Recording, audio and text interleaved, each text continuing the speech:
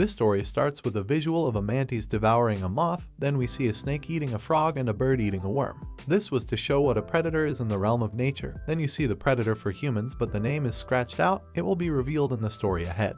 The start indicates that winning against a naturally selected enemy is impossible. Then we see a huge castle where a large number of people have been assembled. We see some amazing looking humans with different characteristics. They all seem like people who are assembled for some job to be done.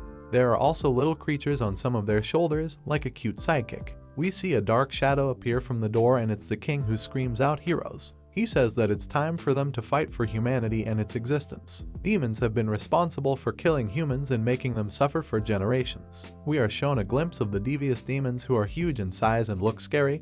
The heroes look determined with the king's words. Almost the whole earth has fallen into the hands of the 47 demon kings. They are controlling the different parts of the world. But the one who rules these 47 demon kings is the great demon king. The pain demons have caused humans can't be explained, but the existence of humans in this world is similar to a candle flame in the gust of wind. The king says if this continues, they will be devoured by the demon army and humans will disappear from existence. He screams, we have been running and hiding for centuries, but now is the time to face them. That's why we have selected strong heroes from all over the world and trained them with every resource and technology we have. The king feels he has created the strongest superhuman group of heroes and assembled them at his castle. He tells the heroes that they are humanity's last hope. One buff guy is annoyed by how much the king is talking. He is the 9th hero, Bolst. The king says that every hero will lead their party and head to the assigned Demon King fortress. Bolst feels that it will be a race to see who takes down the Demon King first. 23rd hero Fikaxo says it sounds good to him and that he won't lose this battle. 41st hero Alicia feels that he is at a disadvantage because his region is so far. 3rd hero Abyss looks determined and ready. They ask Abyss to go easy on them because he has a genius squad, being a strong hero himself. 30th hero Lewin looks a bit uneasy. He yells to others that they shouldn't underestimate the demon army, but someone interrupts his nervous speech. It was the 19th hero Ario. He says that everyone here understands how powerful and scary the demon army can be. Bolst was a kid when his village was killed by the demon army. Fikaxio's parents were killed and Alicia's lover was taken away by the demon army. Ario says that we have trained ourselves to death for this whole time now, and this banter is just like a sign of confidence they have before the battle. He asks Lewin to calm down or he will scare off the girls with such a grim face. He proceeds to say that they will win this fight for sure. He asks the 11th Hallow what he thinks about it, and we see his face is turned as if he is holding down nervousness and his stool. They look at him and say he is super nervous. We see a pig fairy type creature holding a glass and bucket. It is the hero's support fairy called Pain. The bucket was for Hallow if he wanted to puke, and a glass of water to feel better. Hallow says he's fine, but after hearing the king's speech he felt a huge weight of responsibility on his shoulders. Pain says that Hallow is too earnest and Hallow asks him if they are going to be fine.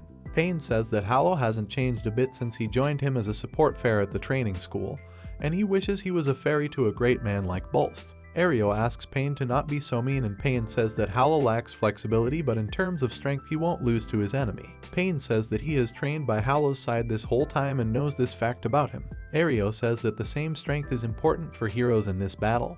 Hallow looks motivated by these words and they both do a forearm bump, wishing each other the best. Hallow says let's beat the Demon King, and celebratory toasts here, and he makes a promise to Hallow. Hallow agrees to the promise and gets all determined to fight. The king makes a war cry and asks the 47 heroes to go ahead, defeat the great Demon King and save the world. All the heroes look ready and determined for this dangerous battle. We enter a different gloomy setting and see that half a year has passed already since the heroes left to defeat the demons. Hallow is sitting with 3 other heroes around a bonfire. They all look tensed, and suddenly we see a bird hand a scroll to Pain. Pain opens it and says another letter that smells like blood. Hallow asks Pain for the letter and Pain hesitates to let him read it. But Hallow is too determined to read it and asks to hand over the letter to him. We see him reading the letter, which has information about the battle, kind of like a news article. The letter says that 23rd hero Fikaxio failed to subjugate 23rd Demon King Diganazaru and was captured as a lab rat. 9th hero Bolst failed to subjugate the 9th Demon King Vanagain and died during the battle. 41st hero Alicia failed to subjugate the 41st Demon King Vanishukorgi and became a mind-broken individual. 30th hero Lewin died during his journey. 10th hero McBuck was brainwashed and turned into a demon. 3rd hero Abyss was found dead. Hallow is tensed after reading this, and the other hero is shocked that Abyss is dead, the one who took down the lightning magical beast Gora. He says that they only receive news about heroes dying and if there has been any news of a demon getting defeated.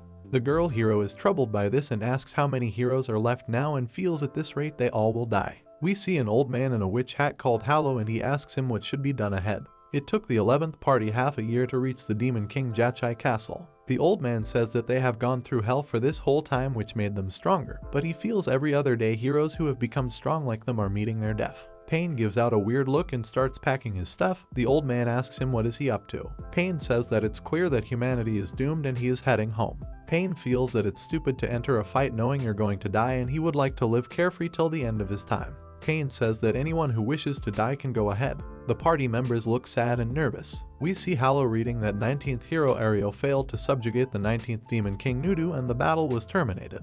The whereabouts of Ariel are unknown after the battle. Hallow looks sad after reading this and remembers the promise they made to each other before leaving for this journey. He says that Pain is right and nobody would head to a battle where they are going to be killed. Pain gets overwhelmed and is happy that Hallow understands him, and in such a situation even a hard-headed guy like him. This is when Hallow interrupts his Pain and says that he would be the dumb one and head to the Demon King. Pain is left shocked by Hallow. Hallow thanks his party members holding his sword handle and says he will take down the Demon King Jachai by himself. Pain asks Hallow if he heard anything he said before and will just die if he jumps into this fight.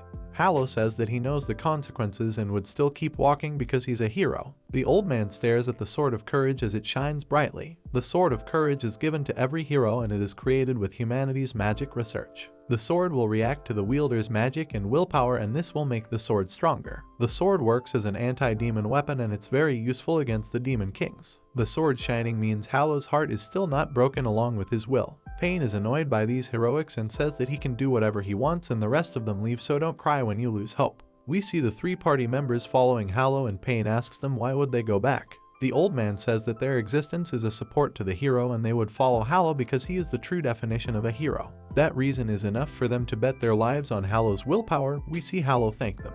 He says let's walk ahead to our final battle as they walk towards the Demon King's castle. Pain leaves the scene saying it's enough and his life is more important than any fight. Suddenly huge monsters pop out of nowhere and this scares Pain and he runs away to Hallow and the party. Pain says that he can't leave Hallow alone, but in reality he is afraid to be alone. We see a new setting of the Demon King's castle. It is dark and gloomy. The thunders are crackling and we see skull-designed chandeliers as the party walks under them. They find it very quiet and wonder why they haven't faced a single demon yet. They feel as if it's a trap set for heroes. Hallow asks them to keep moving forward. Hallow touches a door and suddenly they are transferred in front of the Demon King Jachai. Many demons are surrounding them, jeering and howling.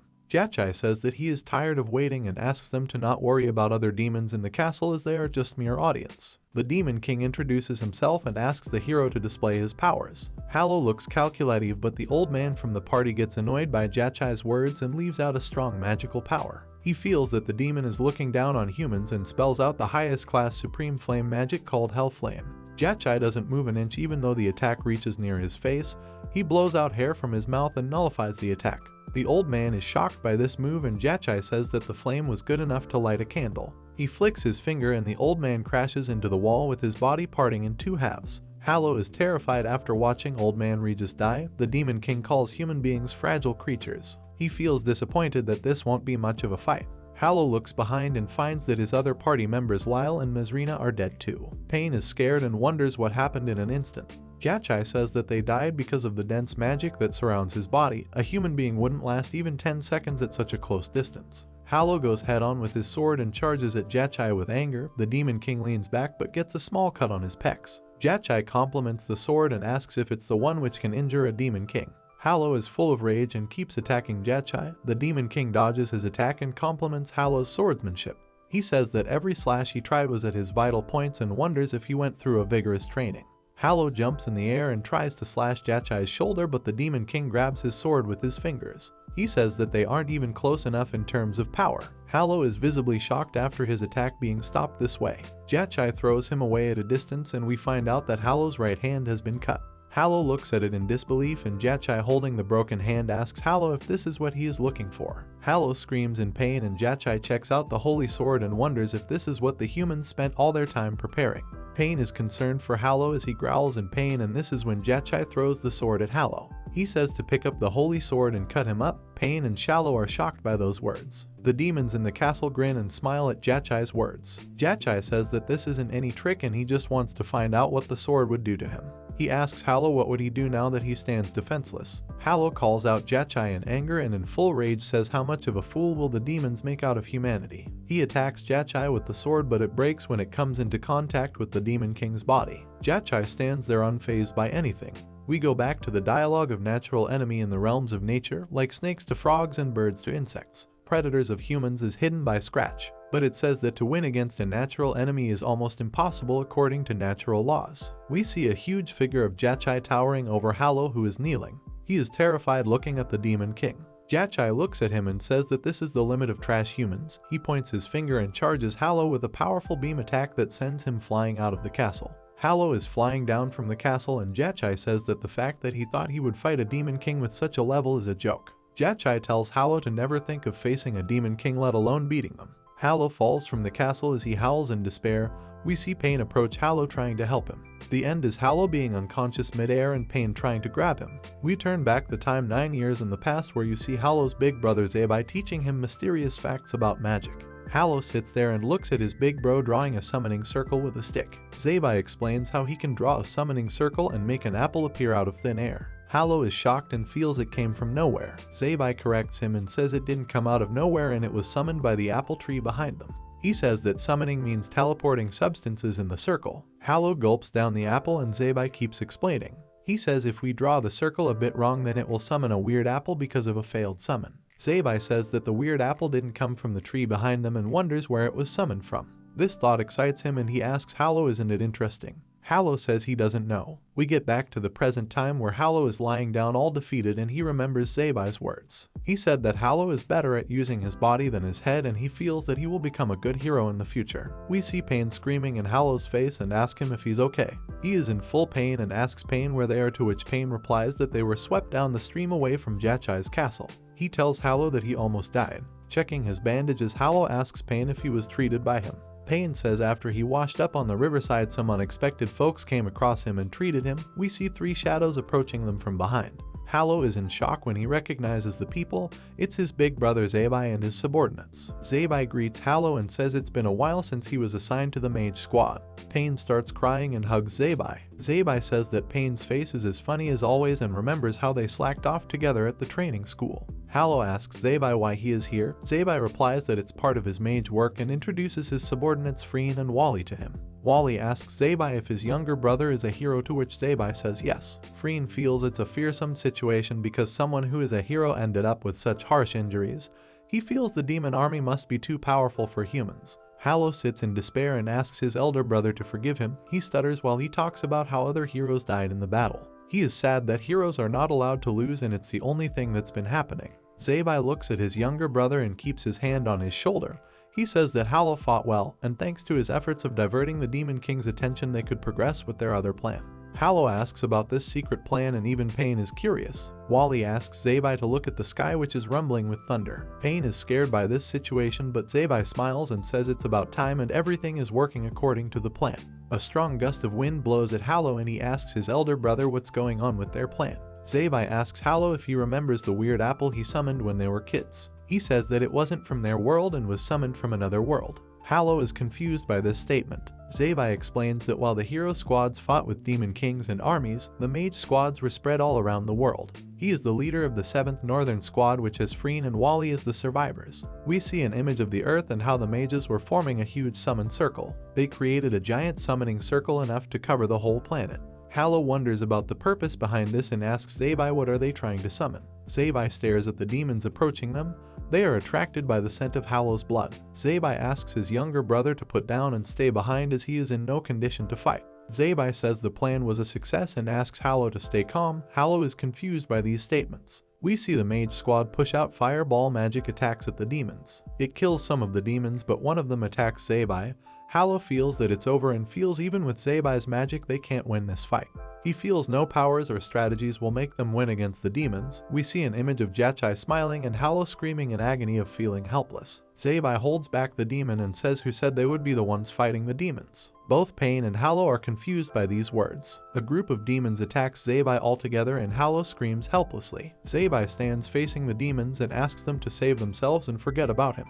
Just before they could attack Zabai, the demons are taken down by some kind of strong power like bullets. Everyone is shocked and watches the smoke coming out of the demons. Pain sniffs it and says he has never smelt something like this and says something is approaching them. We see that it's an army with futuristic weapons, guns, and armor. We see them taking orders from Captain Kayla, where unidentified life forms are attacking humans and they should be rescued. They start shooting at the demons after the orders. The demons stand no chance against this technology and are taken down in an instant.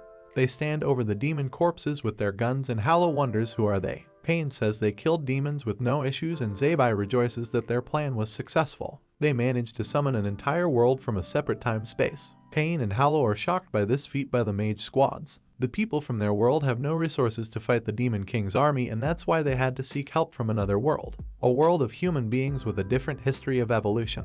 Pain thinks it's awesome and is fanboying over the technology and armor of the humans from the other world. Zabai is happy and says none of us have to fight anymore, and Hallow is still trying to take this all in.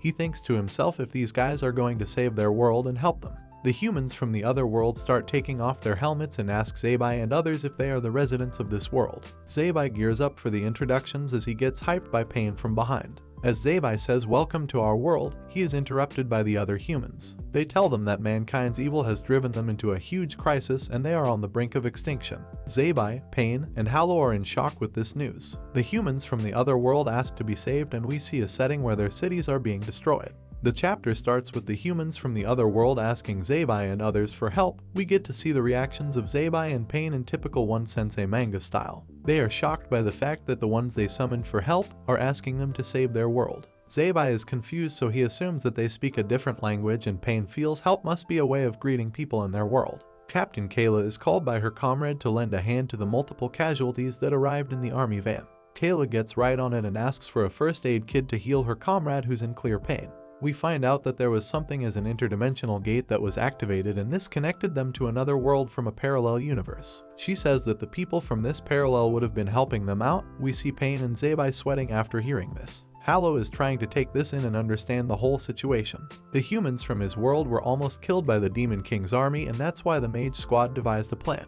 It was to summon help from another world after making that big summon circle around Earth. But the humans from the other world were also seeking help. Kayla introduces herself as the commander of the anti-machine frontlines. Zabi introduces himself as a sorcerer, Hallow as a hero, and Pain and his subordinates as allies. Kayla starts thinking after the sorcerer and hero are mentioned, she is sure now that they are indeed from another world. Zabi asks her to hold on and wonders why was she so quick to believe the story earlier. He asks Kayla if they are the people summoned from the magic circle. Kayla denies it and says that Zabi and his friends are the ones summoned by the interdimensional gate they created. They both are left in shock. We see that both parts of the world are connected, and we can see the Demon King's castle and also the destroyed buildings. Kayla understands that they both asked each other for help at the same time, and this was the result.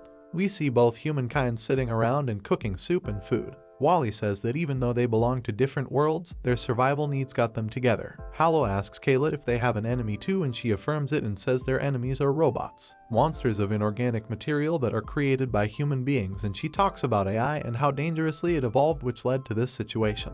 They attacked back on their creators and now they have conquered more than 80% of their world. Zabi is confused after hearing the word robots. He says that it's hard for him to understand robots, but he feels if they created them then it should be easy to handle them. Kayla says that it isn't that easy. The artificial intelligence of these robots has surpassed human beings. They are creating weapons that even humans can't decipher. She feels it might be tough for them to understand this concept because they fight mindless creatures. Zabi is pissed with this statement. He feels that humans from Kayla's world wouldn't be able to take on demons as they have the power to destroy the world and also magical prowess. Kayla says that robots are stronger in power terms and they are mass-produced from factories. She feels they have it tougher than Zabi's world. It's like a face-off between these two who are comparing their problems. Pain wonders what these both are arguing about. Pain asks Kayla about the weapon they used before to destroy groups of demons and what if they used it on their enemies. Kayla, holding her gun, points to it and says if this is what you are talking about then it won't work on our enemies. Suddenly everyone hears different sounds and gets alert. Zabi wonders about the weird sound and Pain smells something that isn't a human or demon. Kayla says they are coming right now, the robots. We see different kinds of AI robots with a smiling face approaching through the rubble. One of them announces that people of Earth, we are not here to kill you. They say that they are there to protect them and give their friends good food and warm clothes in the custody. They ask them to come out as they are the last remaining group. We see Kayla, Zabi, Hallow, and Pain hiding behind rubble. Kayla says that this is the robot's trick to bait humans. She explains how the AI is developing every second and they find ways to bait humans and kill them. Zabi and Pain are scared after hearing this, while Pain says they don't look mean to him. Suddenly the robot detects humans hiding behind the rubble and activates the destruction mode. Kayla figures out they found them and prepares for an armed attack with fire. We see the AI robots approaching them, meanwhile the humans attack them with guns. Hallow wonders why they aren't getting hurt with something that went through demons' killing and ended up killing them. They figured out that the robots had adapted to their laser with anti-laser protection and changed their machine gun mode. They open fire with special armor-piercing weapons and it's so loud that Pain and Zabi cover their ears. The robots storm through the attacks, and the humans are annoyed that the AI robots have already adapted to their new weapon settings. The robot turns into a huge machine and says the humans should prepare to rest at ease and eternal happiness. As the humans with guns thought their defeat was close, that's when an earthquake tremor traps the AI robots. Kayla is shocked by this. Zabi is the person who used his magic to create an earthquake. He asks Wally to cast his spell when the robots are immobile. The Supreme Class Ice magic is cast by Wally and it forms a blizzard that froze these machines. The robots are still trying to collect data from these new attacks that shut down their main system. Kayla and her comrades are impressed by the powers of sorcerers. Zabi asks if it's their first time witnessing magic. He explains that all living things have magic, but he didn't sense any magic from these metal machines and that's why it was more effective on them. We see Zabi hysterically laughing and saying that the robots were nothing after all. Kayla and her comrades talk about how it's what they expected as help. She says it's even more than that. She calls out Zabi and forwards her hand for a handshake. Kayla says that after all their technological weapons they weren't able to find ways to defeat these robots, but their magic spells were enough to put them down. Zabi thinks the same and feels their scientific technology would be enough to defeat the demons from their world. They both shake hands and become allies. With this alliance, they would be able to save both the world and humans would live. Hallow gets emotional watching his brother and Pain is shocked at why is Hallow crying. He feels his big brother is nothing short of awesome and even in the hopeless crisis he managed to pave the way. Hallow feels that compared to his elder brother he is nothing. Suddenly Pain's nose starts acting up and he looks scared. He says that it's the smell of countless demons flowing in. Zabi and Kayla are alerted of this situation and we see demons of all kinds arriving. Zabi says they have to retreat for now and reorganize their forces with a plan. Kayla's comrade asks Zabi if they have a base camp and he replies that there is a fort they can use. The problem is that it takes a lot of time to reach there. Freen comes to the rescue and says that he can use the flying magic chant, but it would take him 5 minutes to do that. This way they can reach the fort in half a day. Zabi says that he will leave this up to Freen. Suddenly we see the robots switching on after the ice melts. Zabi is shocked at how they are back again. Kayla explains that robots can't die and they can shut their system down and switch on again, but she feels that this is way sooner than she expected them to return. We see that both sides of the human world are being approached by the enemy. The sorcerers stand in front of the robots and Kayla and her comrades stand in front of the demons. Zabi asks Freen to continue the chant and tells everyone that they just need to hold the enemies down for 5 minutes and then they have a way out. The battle starts on both sides and we see machine guns being fired and spells being cast. Zabi is gearing up to destroy them with powerful spells from his arsenal of skills. Kayla asks her comrades to open fire and shoot at the demons. Freen is focused on the spell and Hallow is standing beside him. He feels she should do something to help, but his elder brother asks him to stay there and they would need him later in case of emergencies. The humans with guns are enjoying killing demons. Kayla tells Sasuma that he moved a bit too forward and should return. He replies that he is good and these demons are nothing compared to the machines they face in their world. We see a silhouette of a demon with wind standing in the smoke beside Sasuma. He suddenly feels the presence. Zabi and Wally are going all out with their magic and think they have managed to stop the robots. As they prepare for the final blow, we see adaptation complete and it's a robot that formed a shield to repel the sorcerer's attacks. Zabi is shocked by this move and we see the robot saying that it has learned the new attacks and learned to form a barrier. Zabi keeps attacking and the robot keeps moving forward with the help of a barrier. Zabi says that it looks like the barrier magic they use and asks Kayla about this, as she had said the robots can't use magic. The smoke clears out and we see a demonic creature with wings holding Sasuma with his head with one hand. Before anyone could do anything, it crushes the human's head in bits. Kayla screams in agony and the demon introduces himself as Kiva, the captain of the 11th Division of the army. Kiva is the loyal servant of Demon King Jachai. Kiva says that he has come to kill all the 47 heroes and will use all of his strength to do whatever his King Jachai demands from him. Hallow turns his head after hearing Jachai's name.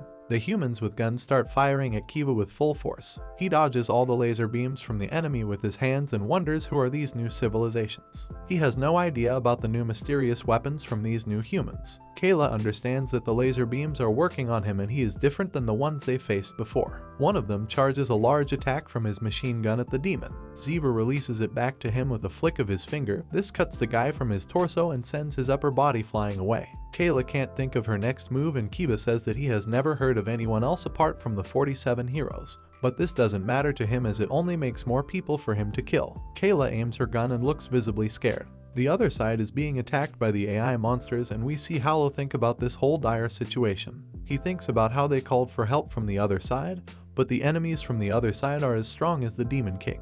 He wonders if it's their fate that their worlds will be destroyed. Kiva stares at the machines and wonders about them. Then he thinks that if they are killing humans then they are not his enemies. He doesn't feel any magic from them so he won't fight them. Kiva stares at Freen and thinks of killing him first. Kayla asks someone to protect Freen and suddenly we see an army vehicle crushing demons on the battlefield. It's Jayu who is driving it and he vows to Captain Kayla that he will stop the demon. She asks him to back off and not do anything that risks his life. As it approaches Kiva, he says release and uses his powers to grab the new fun toy. He starts fastly spinning the car with his one hand. The speed is enough to kill Jayu, then he throws away the car where Freen is chanting. Kayla stands in front of Freen to stop the car. We see Hallow being frustrated with this whole situation. He jumps in front of Kayla with his broken sword and his courage forms a sword out of energy. He diverts the direction of the flying debris. Even Kiva is shocked by this move. Hallow screams out of his lungs that he is the warrior who challenged the Demon King and that he is still alive. Zabai looks at Hallow and his sword that was broken by his battle with Jachai. But after reacting with the spirit of the wielder it started forming a shape. He runs at Kiva with the sword and Zabai asks him to stop. Before he could attack, the sword disappears and the shape of a whole sword is gone. Kiva says that he tried to collect every ounce of bravery remaining inside him, but the fear he has for demons overtook his will to fight. Hallow wonders why did this happen and keeps clenching the handle of his sword. Kiva feels it's less trouble for him if the sword doesn't work. This means he will be the new addition to Jachai's collection. As Kiva comes at him, Hallow feels that they are done and finished and he tries to do some stupid yet clever move. He throws his broken sword at the Dekuno bot. Zabai is saved by an attack from this robot because of his brother's attack. Hallow asks the robot to fight him and says he is ready to take on everyone. Kayla and Zabai figure out that Hallow is trying to instigate everyone to fight him. Kiva says it's useless and that he will kill his friends and all of them will be sacrifices for Jachai. The robot who was attacked by Hallow sets his target on him and charges a happy missile. The attack also goes through Kiva and Hallow manages to get out of it. Kiva is enraged by this and we can see it through the smoke. We see a long hand with sharp fingers go through the robot's chest. He tightens his fist on its back and pulls it back towards him. Kiva holds up the robot in the air and says that he should have kept calm but it decided to attack him. He asks what tribe it belongs to. The robot starts fixing the alert level of this state. Kiva asks the robot if it wants to be destroyed along with human beings. The robot sets its priority attack target as it is being held by Kiva. We see Zabai asking Hallow if he's okay and Pain has picked up the sword already. Kiva and robot are ready to fight each other and Zabai feels now is the time for them to escape. Zabai asks Freen if the chant is done and he affirms yes. He uses his magic and helps everyone in need to fly away with him. Kiva finds out about this and attacks with his stretchy hand saying he won't let them escape. He grabs Hallow's feet and leaves everyone shocked. But behind Kiva, the robot is already charging up for its next attack. It leaves a strong laser beam that cuts off Kiva's hand and frees Hallow. The robot completes its target attack and we see Kiva smiling saying he doesn't care where this junk of metal is from but he will make sure he tears it apart one by one. We see a very scary demon version of Kiva full of rage. And on the other side, we see the robot activating its destruction mode with alert level 6. The humans fly away in the sky with Freen's magic powers. Hallow is overwhelmed and is out of energy. We see Hallow on the bed in bandages and he wakes up to see Zabai. The elder brother asks him if he is okay after the injuries took a toll on him. Hallow asks Zabai about their location and he says that they are at the Fort of Humanity and he would be safe here. Hallow asks about other comrades and Zabai tells him that Wally is injured critically but now he is stable. But the ones who were fighting the machines weren't that lucky. Hallow looks sad and apologizes to his brother for being weak. Zabai says it isn't his fault and it's because of the wrong group efforts. He asks Hallow to rest but Hallow keeps shooting questions at him. He asks what would they do from here because now they have to even fight the robots with the demons. Zabai feels the same and thinks the situation has worsened a bit more than they thought. They walk in the balcony of the fort and Zabai tells Hallo that when they arrived the fort was already like this. Hallo stares down in disbelief while Zabai tells him that there is more than one world that is connected to their world. We humans from different universes and timelines. He explains that not just there in Kayla's world but even other worlds that needed help turned up here. They were looking for help and the gates of this world opened up and now they all fled here. Hallo stands there in thoughts and Zabai tells him that they are refugees from another world. We see a very different setting than before where all the world has connected and mixed up.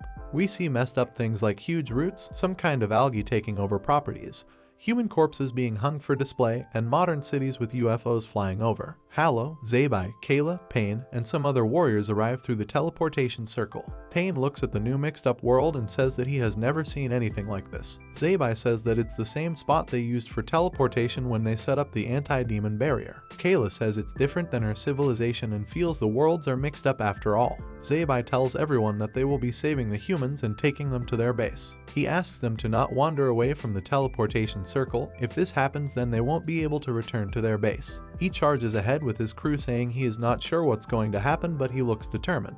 We go back 10 minutes into the past where Hallo found out that many other worlds are connected. Zabai tells him that it's because of their summon magic that different worlds have been summoned all over their world. He explains that similar to them in Kayla's world, these people are refugees from another world. They wanted help and that's why they are here. Hallo is lost in his thoughts and all this is too much to fathom. Kayla arrives and informs Zabai that the forces are ready for dispatch.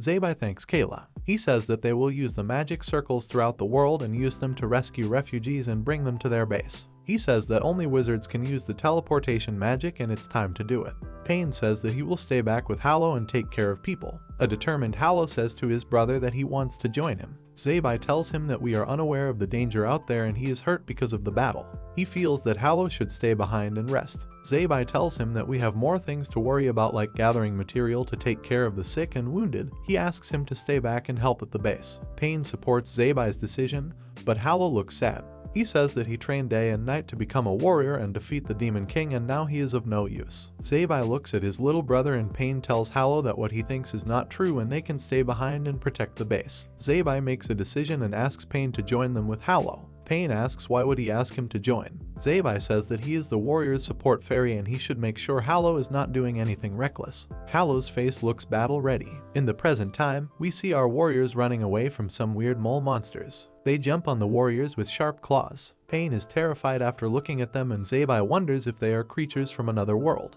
Suddenly the mole monsters smell something and then they run back inside the ground. They wonder what is the meaning of them running away. They all hear a huge roar and we see it's coming from a huge Godzilla-type monster. They stare at it in disbelief and think of it as a walking mountain monster. Pain is terrified of the sights of the new world and he obliges to leave. Hallo points towards a place and calls out Zabai. He says that he saw some figure walking behind the building. He feels it could be a survivor. Zabai looks at Pain who is terrified and says let's go. They all run to find the survivor and Hallo sees a person with a huge back and hair. He calls out to ask if it's someone who needs help but Pain smells something fishy. They find the person's size a bit strange and all of them stare at it in confusion. When it turns its head, we see a monster humanoid eating human limbs. They are all stunned by the sight of it and the monster starts counting the humans and says he has 6 new pieces of meat now, calling it a big haul. They start firing at it after realizing it's an enemy. The laser won't do anything to his body so Kayla asks them to switch to grenades. Amid this, Hallo discovers actual human beings in need of help. It's a mother with her daughter and son. He screams that there are real survivors this time and the monster launches his fist on Hallo. It is stopped by Hallo's strong arm. He asks Zabai to rescue those people and run while he deals with the monster guy. The monster is shocked that he is not dead yet, and that's when Hallo uses fog magic, noisy fog. The fog covers the monster's body and leaves him with a huge scream. They find time to escape and Zabai tells his brother that self-sacrifice isn't bravery and he would smack him if acts recklessly again. Everyone is intrigued by Hallo's powers and he apologizes for being reckless. The monster is covered in noisy fog and tries to find Hallo and his team. Zabai tells the survivors that they are there to rescue them. He says that they will be taken to a safe base. We see that the monster has blown away the noisy fog. They are shocked that he just blew it away with his breath. They try to find a narrow alley to slow him down. Everyone is running carrying the survivors while the monster runs behind them. He says that we are playing tag with him now. Zabai says that once they end up on a wide street they have to run like crazy to reach the teleportation circle. Kayla says that she has her power suit to assist her with it. They find a dead end where it's covered with huge plants and roots. Zabai is shocked by this because this place was different when they arrived. We see Pan terrified because the monster is closing down on them. Kayla uses her weapon and shoots a line of rope that gets stuck on the other side. This forms a rope bridge and all of them glide using it. Zabai says that Kayla saved their lives and she says that they are almost near the magic circle. Pain still looks behind at the monster because he is scared. He sees the monsters on the other side of the valley and says that a beast of that size can't jump this far. That's when he jumps high up in the air and lands behind everyone. They stare at him in shock. The monster smirks and asks them if the chase game is over. Zabai asks everyone to keep running and not stop. Suddenly the ground starts shaking and the mole beasts attack the human monster. He keeps screaming in pain and Zabai stares at this situation thinking this is happening because they entered their habitat. We see the human monster trying to get rid of these mole beasts as they try to rip him off. Hallow stares at the battle between mole beasts and human monsters. Zabai asks him to continue running and reach the magic circle. They keep running away from this fight of creatures and reach the teleportation circle safely. Pain is tired and Zabai feels the risk was too much for 3 people. The little kid carried by Kayla points in a direction and says that he saw people who are being chased by monsters. Zabai and Pain say it's got to be a joke because they have just reached the magic circle. Hallow rushes towards the spot and Kayla and Zabai follow him. He tells Pain that they are here to rescue people and not rest. Zabai says that he will beat up his brother when they return to the base and Pain agrees with Zabai. We see that there are huge plants that have sharp teeth. They look carnivorous. Before it could eat the people, they are rescued by Hallow and Kayla. They hide and watch how some humans have turned into zombie-like creatures. On the other side, the world is being attacked by aliens. One part of the world where wines and roots are trying to take over. The whole world is chaos and they scream in agony. We get back to the base where everyone is summoned back. They all look visibly tired and low on energy. The people from the base ask Zabai if they are all okay and he asks them to treat the wounds of the refugees and give them food and a place to sleep. Kayla says that the things outside are beyond imagination and no place is safe for human beings. Zabai says that he misses the time when he just had to face demons. Someone tells Zabai that they have a huge problem at the base and Zabai asks what is it about. We see the king visibly sick and, on the bed, he is being healed by the healers. Zabai is stunned by this news about the king. The person tells Zabai that other people have fallen sick along with the king and they have been quarantined. The priest healers say that they have never come across such symptoms. He feels these are diseases from another world and this could turn disastrous. Kayla's comrades feel that maybe they are destined to be destroyed after all these things. Hallow goes into deep thought about the situation and Pain is troubled as always. Hallow is thinking about the fact that wherever they head, they will have enemies from different worlds who are as strong as the demons. He feels that they are barely surviving and they don't match up to the power of their enemies. Zabai makes an announcement and says they need more information. He asks to call up refugees from different worlds and he will ask them about their worlds. Zabai feels it's not the time to rest and get to work. We see maps, books, and people from different worlds gather at a huge table. Zabai starts speaking and says that they are all human beings despite being from different worlds. They all share the similar goal of surviving these crises. He looks charged up and asks them what they could do to get out of this mess. A meeting of humans from 13 worlds starts and they are ready to discuss them facing extinction and how to defeat their enemies. Zabai leads the talks and refers to their enemies as natural threats from now on. The names of all 13 worlds have been decided and Zabai asks them to formally share the information one by one. Zabai starts explaining about the demons from his world and calls it a magic forces world. Kayla says their natural enemies are robots who were created by humans but are trying to kill humans now.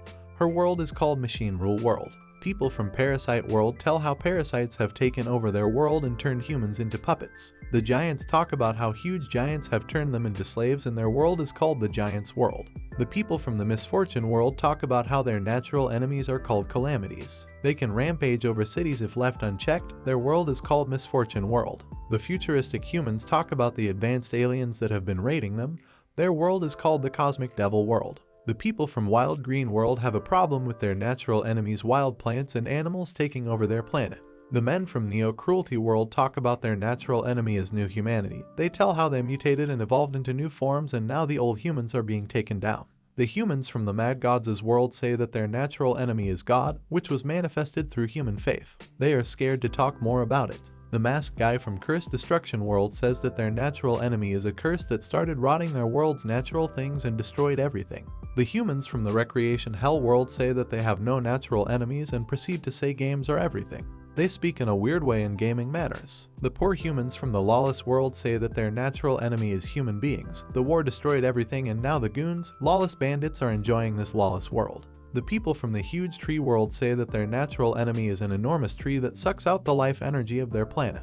We see Zabai talking about the three types and saying that no matter what natural enemies they faced, now they are all gathered in one world. He asks if anyone wants to come forward and suggest a method of getting past these enemies. The room has pin drop silence and Zabai understands it. He asks if no one has any suggestions and if humanity will perish at the hands of its natural enemies. We see Hallow sitting in a corner lost in his thoughts. He thinks that each natural enemy is a match for the demon army and the reason they survived after running into so many of them. We see Zabai feeling a bit tense and says that there's still time if someone wants to speak up. The guys from the Cosmic Devil world stare at him and we see a hand being raised. It's Hallow who gets up to speak. Everyone stares at Hallow as he says what if they made the natural enemies fight each other. Everyone looks confused by this statement and the guy from the alien world calls it worthless. He says it's a serious meeting where kids shouldn't share their fantasies. He insults Hallow and calls him an idiot, but our MC asks to let him finish his thought and they can judge him later. He says that he witnessed two natural enemies fighting each other and figured out that human actions were the trigger for them.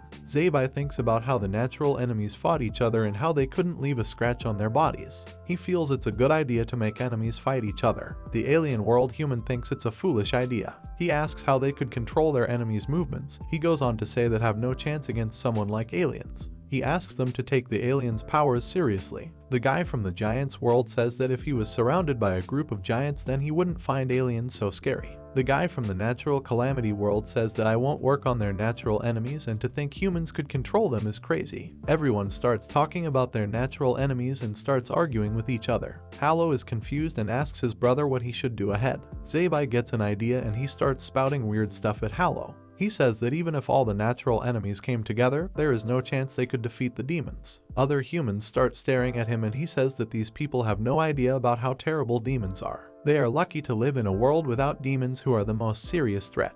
Hallow is confused about why Zabai is speaking this way. This triggers the giant human and the guy from the alien world. They all charge at Zabai and talk about how their natural enemy is the strongest and worst. Zabai says that they came across a giant who was 5 to 6 meters tall. He says the Demon King is stronger than that. The giant human is annoyed by Zabai's words and boasts about his natural enemy's powers. The guy from the Natural Calamities world laughs at the giants and says that calamities are at least 500 meters tall. This angers the giant human. Suddenly everyone from the 13 worlds starts comparing their natural enemies to each other. They argue and debate over how their enemy is the worst. The whole heated debate slowly turns into a fight. The giant human grabs the man from the alien world by his collar. The place is filled with chaos and Hallow asks Zabai to stop this fight. The women from all the worlds say that no matter the world, all men are the same. Kayla tells Zabai that he is saying some weird things and she doesn't understand the reason. He says to make enemies fight enemies and shows that we just did that standing between two people going at each other. Hallow is intrigued by this and the humans from other worlds stare at Zabai when he makes the statement. Kayla says that it was devious to instigate the fight for his plan. The cocky guy from the alien world is annoyed by this and says that even if he made them fight each other it won't work on the enemy. Zabai agrees to it and says that he wasn't planning to use such a childish plan on the enemies. This idea was enough to cause a huge fight and ask what would happen if all the humans combined their strengths and plans and put in hard work together. He feels the possibility of it happening isn't zero. Zabai says that it doesn't matter how outrageous it sounds, but if the chance isn't zero then it's something that can be done. In a situation where all of them have despair, this could be an unequaled opportunity. He asks Hallow if he is right about it.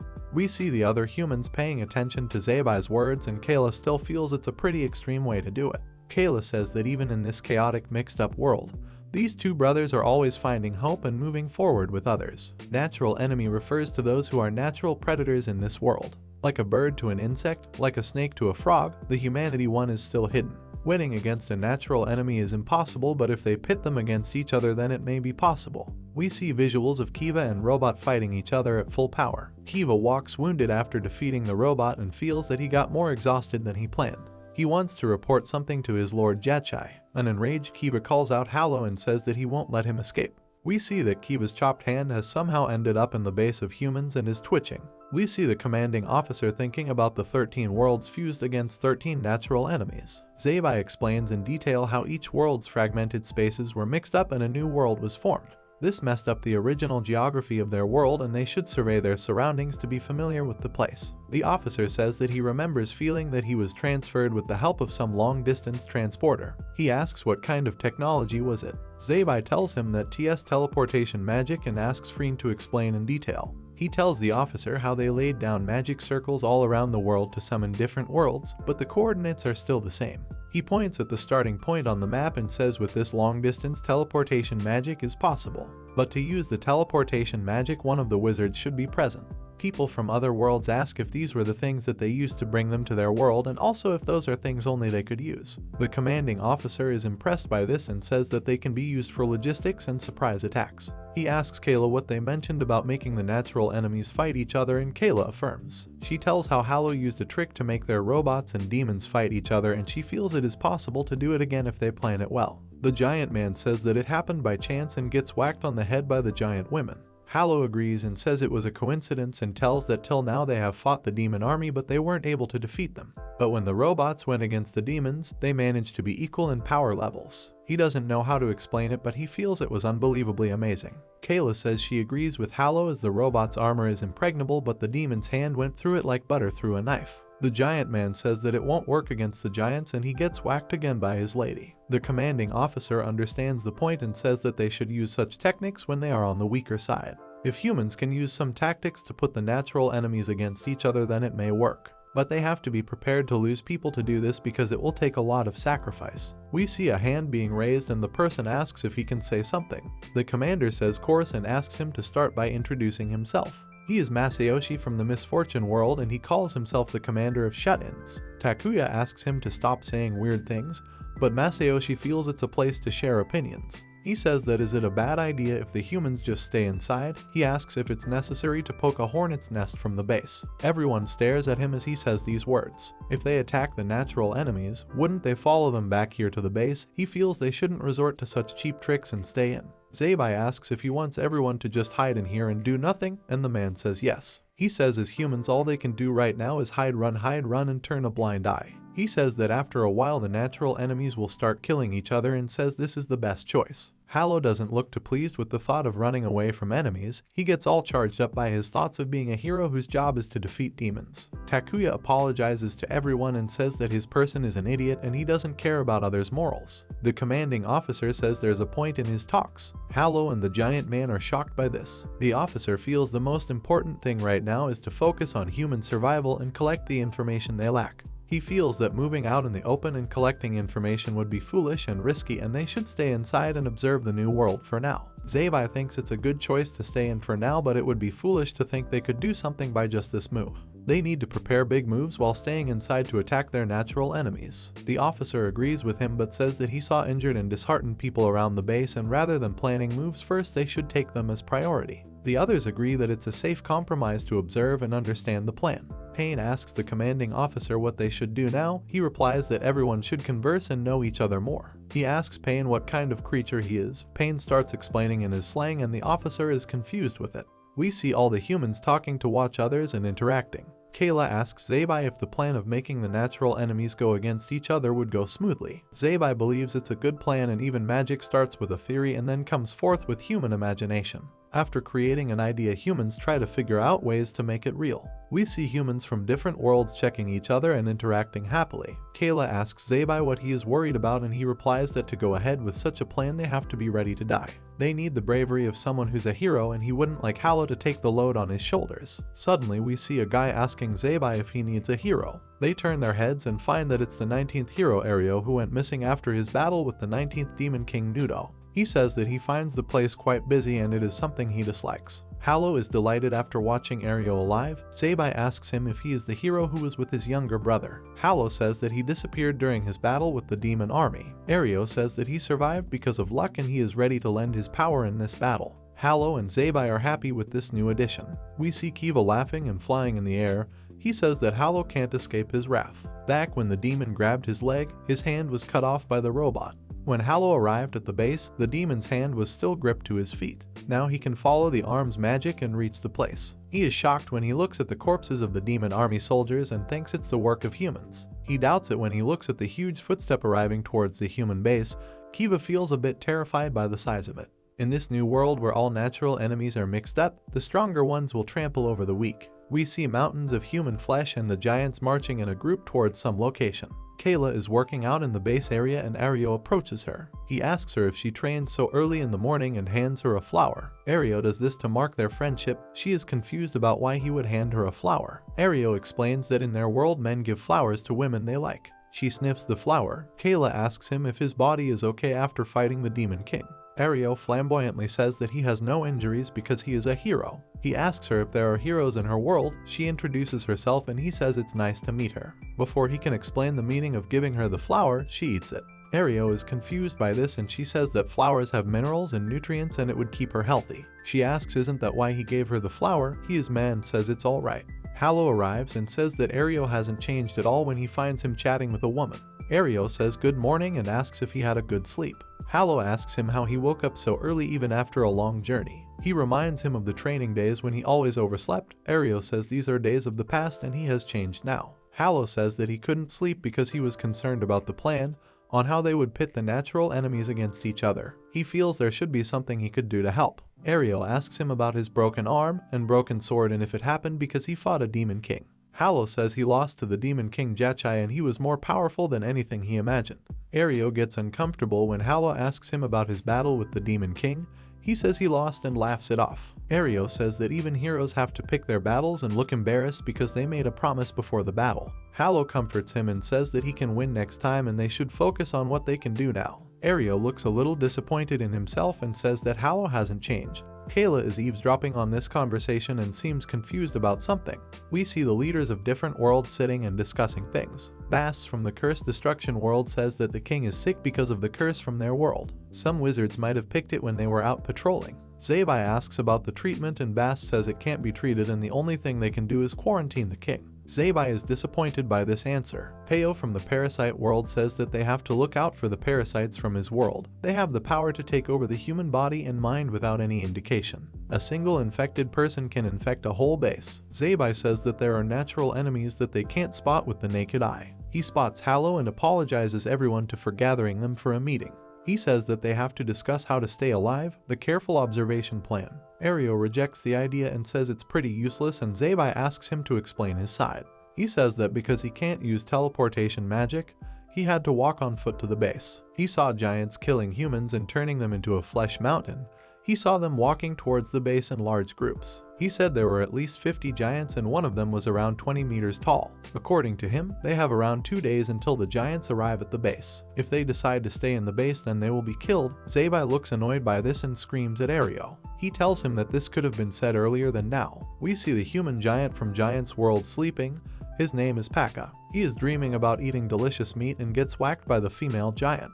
She picks him up and rushes to the meeting room saying they are in trouble. Everyone is chattering about the incoming enemy. Paka yells at Ario on why he didn't talk about it earlier. He defends himself saying that if he did the people wouldn't have a good resting sleep. Even if he said yesterday nothing would change and they would be just without plans and sleep. That was something more dangerous and he decided to let everyone rest last night. He asks Paka whether he didn't rest well because of his decision. Paka is furious and says that Ario doesn't understand the situation. Zabai says that he should share the information beforehand from now on and Ario says that he will keep that in mind. Hallow is all positive for his friend and says that it's his good heart that he thinks about others in such dangerous times. He says that he has a big heart but Kayla says it's just him being careless. The commanding officer asks Samon if she has any ideas regarding the giants. She says the mountains of flesh are markings of the giants, something they leave to mark their turf from others. They form groups and scatter structures all over the world. The one who commands them all is their leader Gimbak. He is considered as the strongest giant. Zabai says that it's unfortunate that their base is on its way. Kayla says that there are no refugees left and according to all humans their main infrastructures are destroyed. The officer says that they have many injured people and it would be unrealistic to escape with all these issues. Taka bangs his hand on the table and says they can't stay back and get beaten. He feels Gimbak won't be a part of that group and they should take them head on in a battle. The officer says that their chances of winning are low and they have to use the Hallow plan.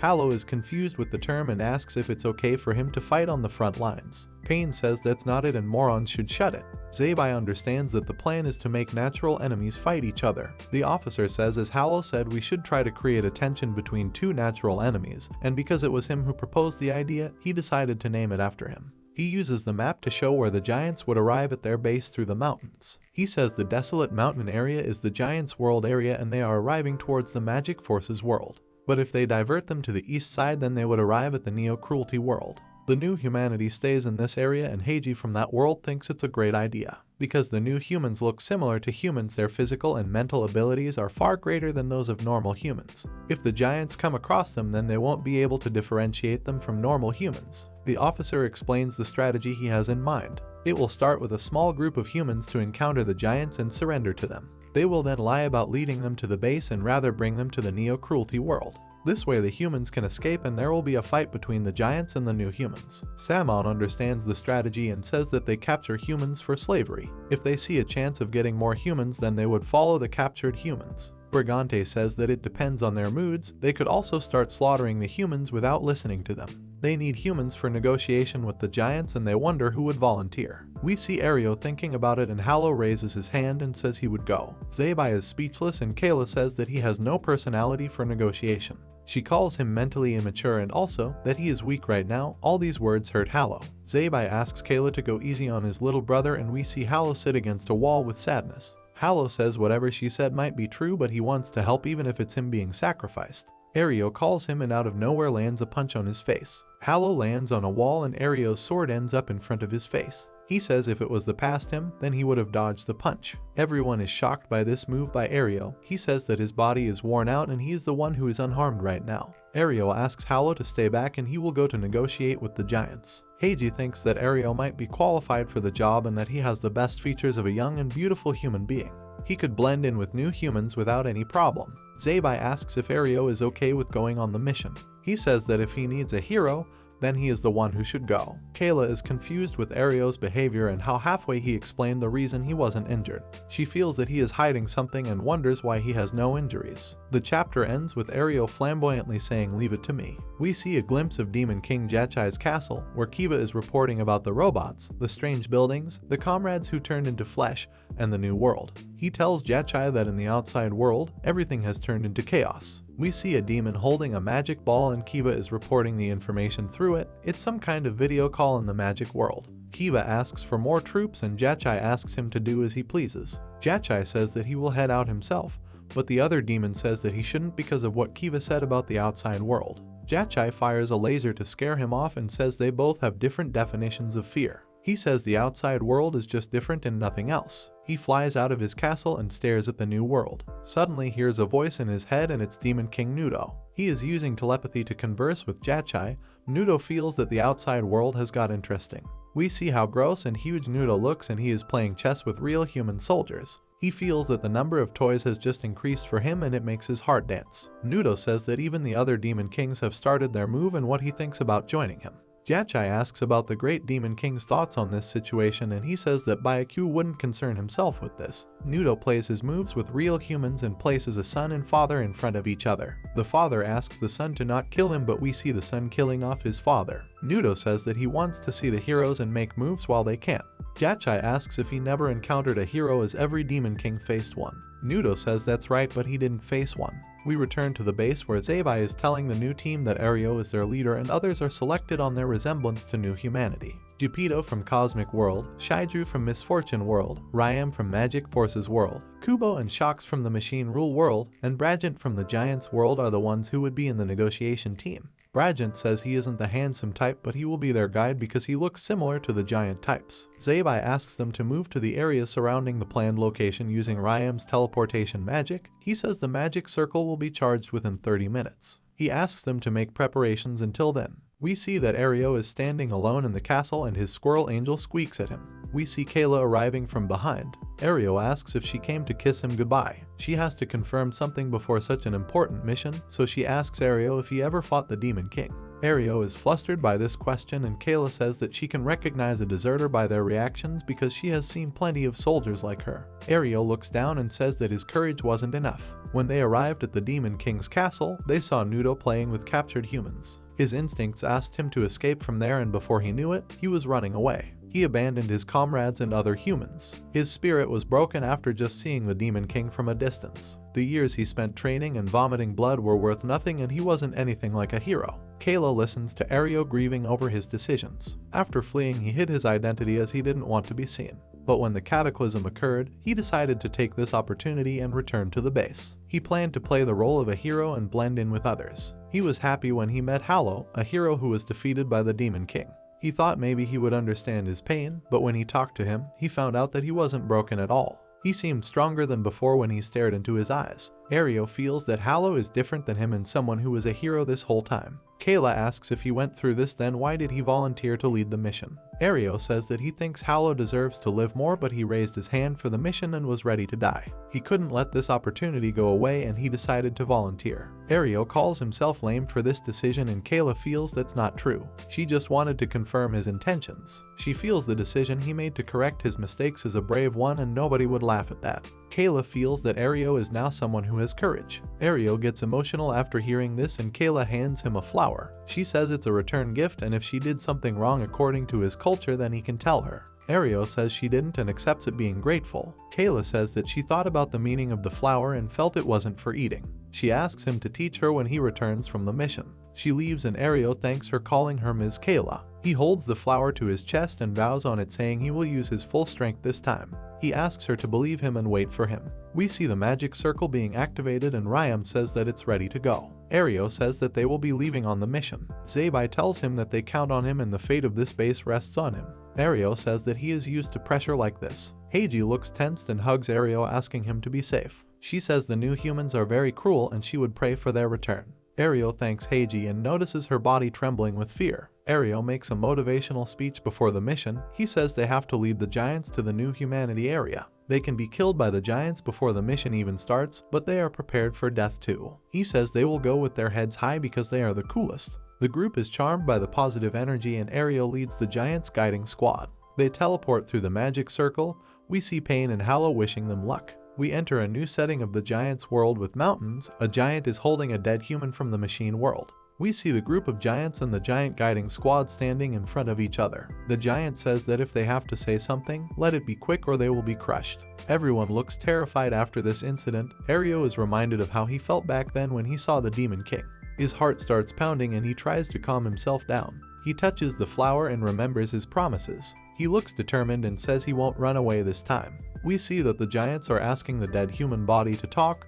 They are teasing the humans. We find out the one who died was Kubo from the machine world. Ario asks them to calm down and make sure to not anger them even a little bit.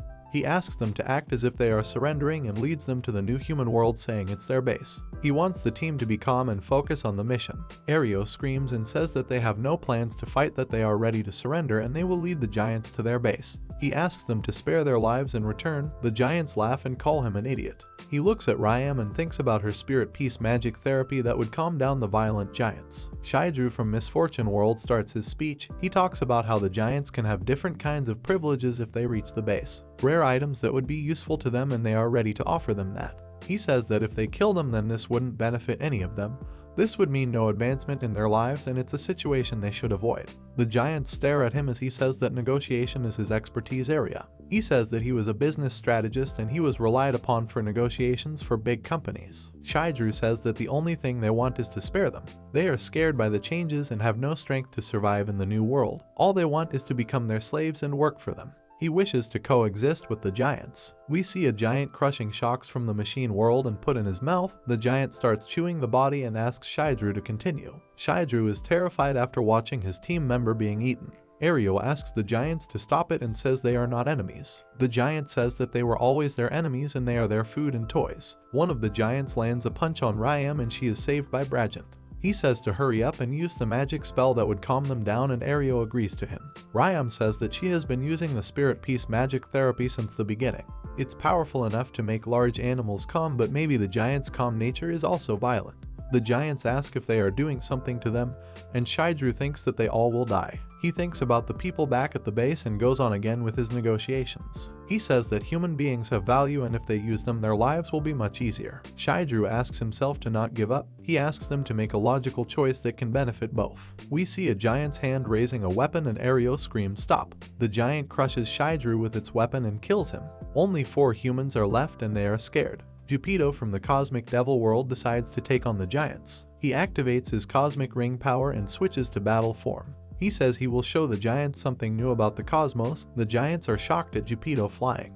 He locks the target on giants and fires cosmic laser beam. The attack comes out of satellites from outer space. The attack was very effective and the giants were hurt. Geppetto realizes it works and says he will show the gap between their civilizations. As he talks, one giant jumps high up in the air at Geppetto's level.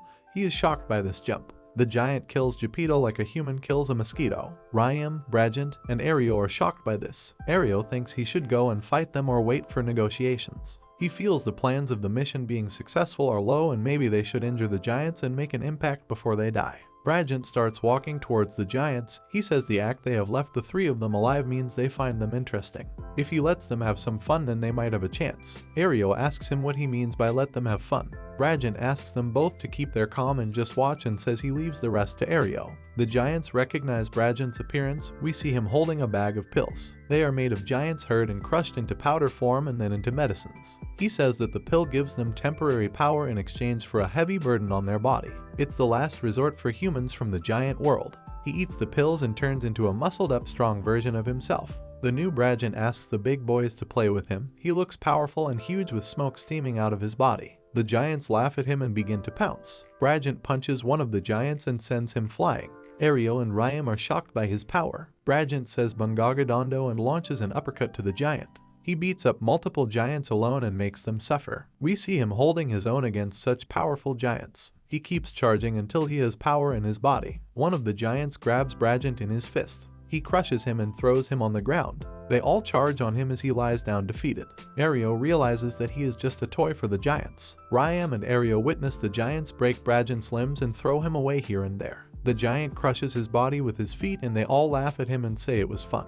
The giant asks Ario about their location and if they have more dwarves with whom they can play. Ryam hides behind Ario and he asks her to face forward so they can take the mission forward. We see the giants marching behind Ryam and Ario. We see them eating a mantis-like monster. The giant asks Ario if they have reached the place yet. Ario asks them to be patient and says we are almost there. He goes according to the map Garas made and leads them to the New Humanity area. They reach the area of New Humans and the giant asks him if it's their base. Ario says yes and the giants get excited with the thought of killing, stealing, and destroying.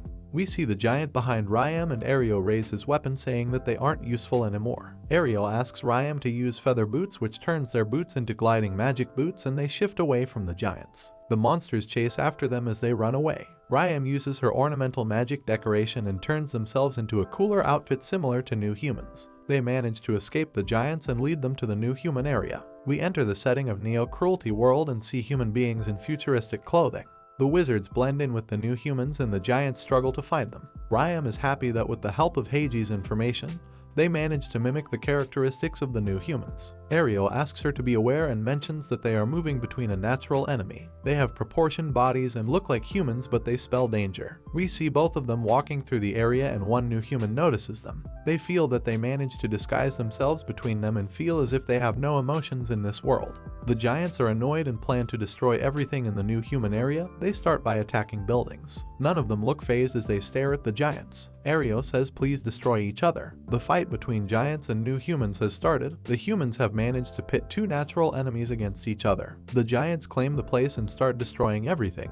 Ario thinks what a disaster it would have been if they came to their base. The New Humans stare at the giants without any emotions as they destroy their area. Ario feels they look like regular civilians and he feels what if they are natural humans and are being caught up in this mess. One giant finds it so boring and attacks a kid eating a lollipop. Ryam screams to watch out but the kid doesn't move. The giant is shocked when he sees the kid unharmed standing on his weapon. He pulls out the lollipop's head and uses the stick to slash down the giant's hand. Ario and Ryam are shocked by their power levels. The New Humans starts their attack on the giants. Suddenly the giants are on the receiving end and the New Humans come forward with their skills. The war between two natural enemies has started and the giants pound their chests and scream enemy. The giants start air rampage and punch number of new humans with their fists and kicks. The battle is getting intense as both sides are bloodthirsty. Massacre them, screams the giant, and they both start to kill each other. Ario says their plan is a success after he sees them slaughtering each other. He tells Ryam to leave so they could use her flight magic somewhere safe.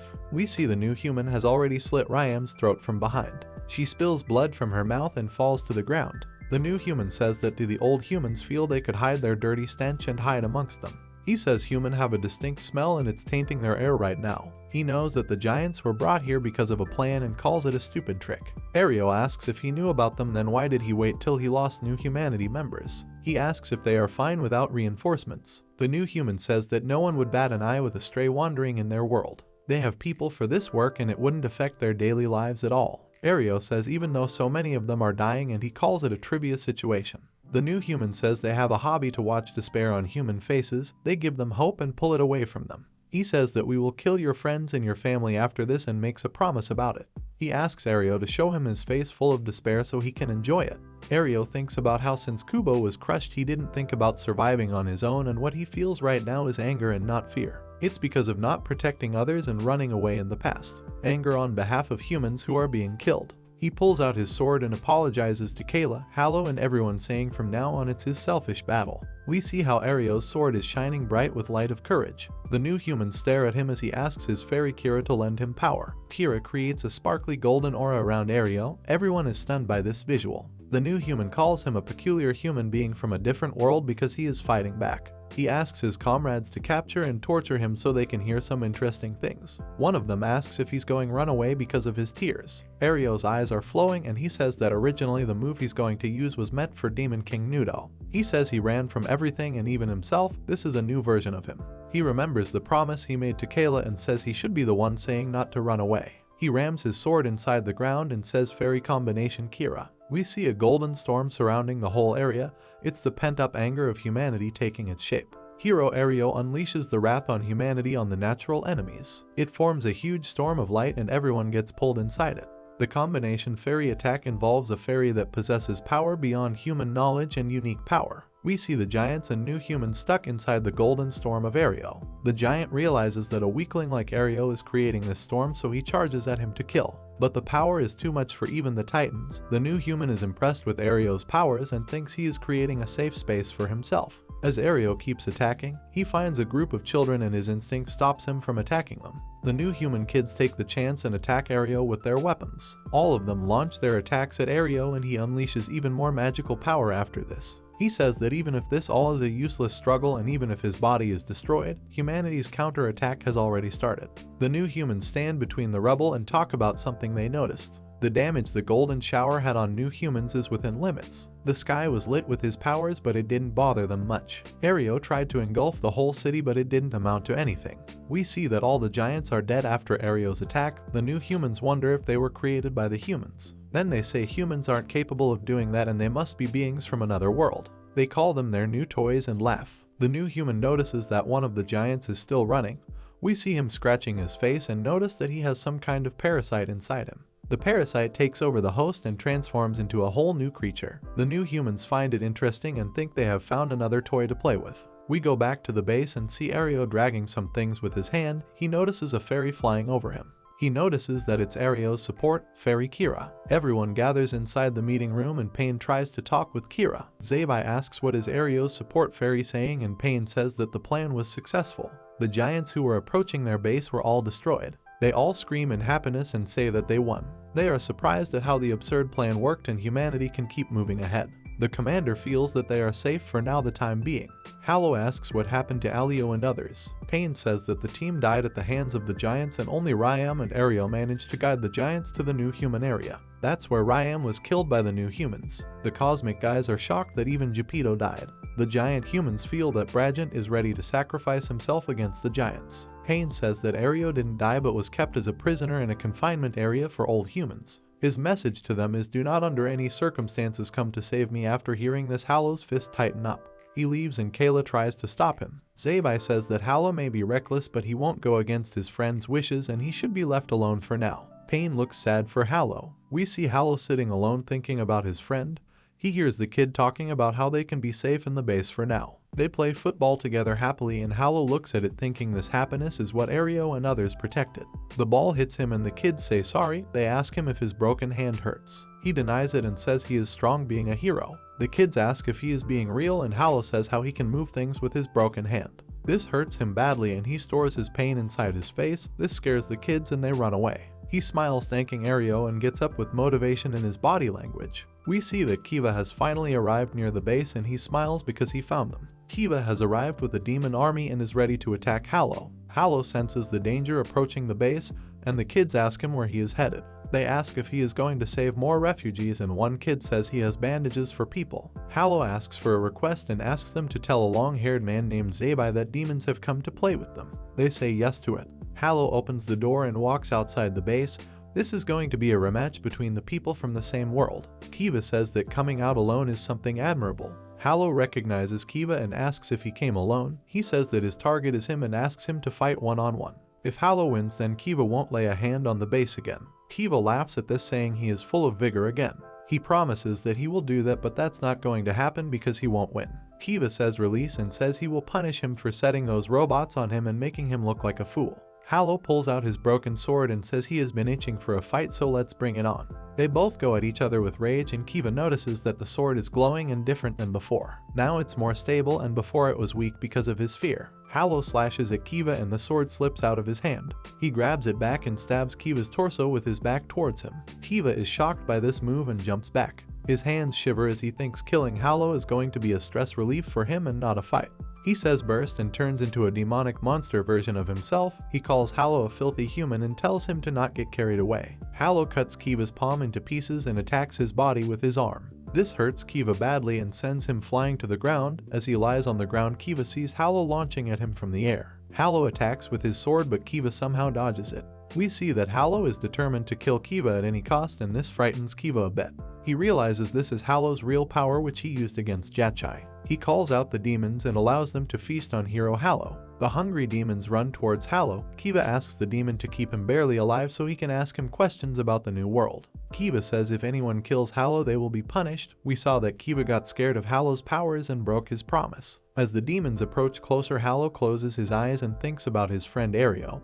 He feels they would have won without sacrifices if they fought the giants together. He says that would have happened if he was a reliable hero and screams the demon army to come at him.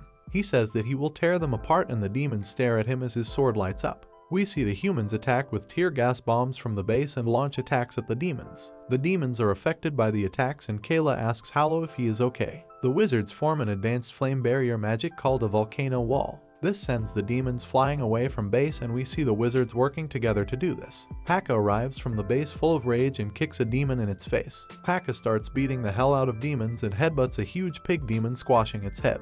We see how powerful Paka from the giant world is with his moves. Paka starts weeping as he runs away.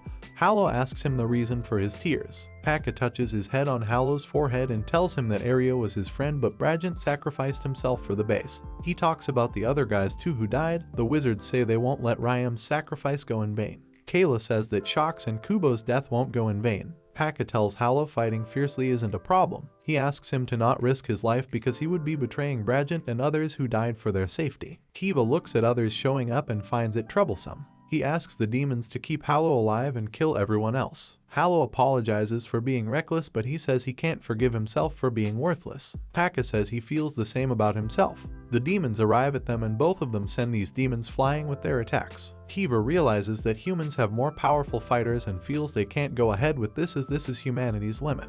We see an aerial view of the battle outside the base. The people inside the meeting room are waiting for the result. We see the kids standing in the room and realize they did their job. Zabai says he has sent Kayla's squad along with Judah's wizard team to assist Hallow. He says that he trusts their powers and decision making. Samon says that Paka heard about the enemies and ran out to fight. Zabai has sent all the best fighters from different worlds to deal with this situation. We see the hero Hallow amid the battle and Paka beating demons behind him.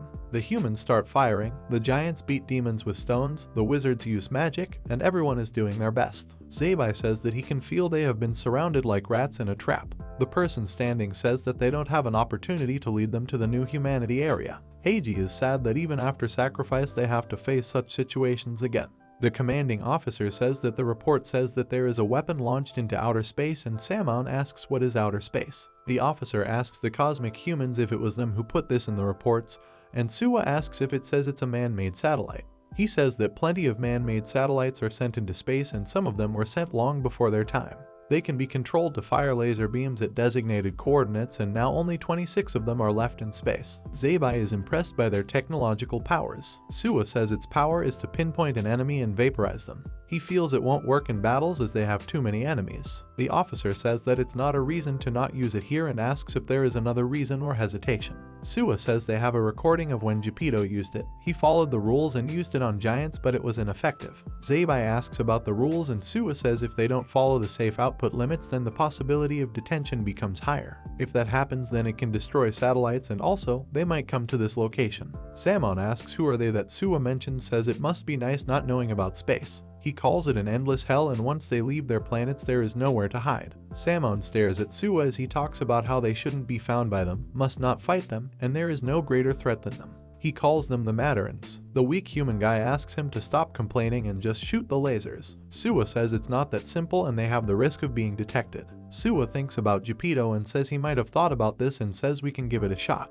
The officer thanks him for his brave decision and asks him to fire at maximum power. Suwa lashes at him and says if they max it up, then the risk of them coming here becomes too high. The officer says that they will be in trouble if they don't come. Zabai asks Suwa to invite them here. We return to the battlefield and see Paka and Hallow beating demons. Kayla's soldiers are out of beam energy. It's too many demons for the humans to defeat. Hallow's sword lights up as he faces the demons. The people inside the base suffer from the loud noises of the battles. Kira is sad and Pain comforts the fairy. We see a light arriving from the sky and it hits directly at the demons. Hallow and Kiba are confused by this, then we realize it's from the satellite of the cosmos. The laser beams attack the whole demon army. Kiba dodges and says he senses no magic from the laser beams and calls it another struggle. Suddenly the laser beams stop and Kiba laughs, asking if this was supposed to be humanity's trump card. Something huge falls from the sky and it's something like a spaceship. Suwa says another satellite weapon has been destroyed. The officer asks if they have come and he says yes, they have arrived. Suwa says there is no turning back now. Zabai says it would be great if they would fight the demon army. Suwa says their threat levels are different and they won't fight any specific people. He says from now on everyone in this area will be killed by them. We see the Mandarins transforming into their shape. The cosmic devils have arrived on the battlefield. A mysterious threat arrives from space. Will they help or become an addition to the enemies list? We see the Mandarins, who looked kinda cute, but we know by Suwa's words that they are not to be messed with. They are all confused by the language they speak. The battle between Hallow and Kiba continues. Kiba aims at Hallow's crotch with a strong kick and breaks Hallow's nuts. Kiba says that he was distracted by the new arrival and asks if this is what his limit is. He says that compared to before his attacks are weaker and it's because of the demons he fought. Hallow looks exhausted and his body has reached his limit. Kiba stands behind Hallow and says that he had tremendous strength for a human being, but he had no chance against the demon lords and says he did well. Hallow tries to gather strength and Kiba attacks him with full power. We see the Mandarin powering up and the noise is too much as everyone cover their ears. Kiba gets annoyed by the sound and asks to shut it. He says that he doesn't care who they are and asks them not interfere in this crucial moment. The Mandarins stare at him and start walking towards him. Suwa asks on what is their plan after calling the Mandarins, because there is no way to control them in this world. Zabai says they hope the demon army will hold them down and give them time to think. Suwa is frightened by this and says this means there is no plan. The commanding officer says there are no options left and if the defeat is certain they will take the enemy to hell with them. Suwa is angry with the officer's tactic. Officer says they are in no place to care about appearances and they have to find ways to survive. No matter how small the chances, they have to take it. He takes it as a contest between the demon and aliens. He wonders if they would find a way out of this before the battle ends. He says we will find a way and asks to stake their lives on this plan. The aliens walk ahead speaking their language. Everyone is shocked after seeing beings from outer space. Kiba takes them lightly and says that whatever comes in their way will be used as nourishment for the Demon King. He says he won't make the same mistakes he made against robots. He uses release and starts using his full power without letting his guard down.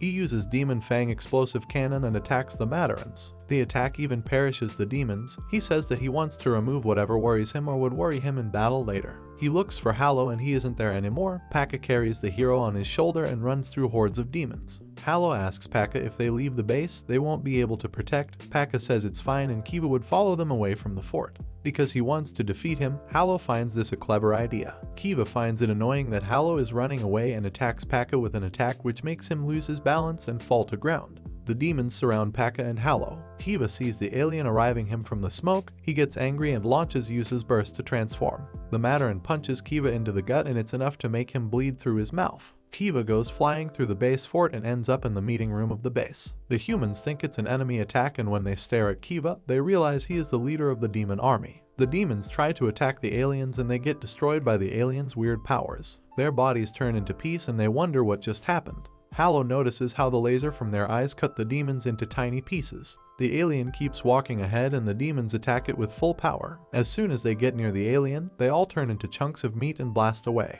This is some insane power and Suwa tells him this is what he meant when he said they are unbeatable. Mandarins are at the apex of all world's natural enemies. We see how the Mandarins' attacks kill the demons in the battlefield.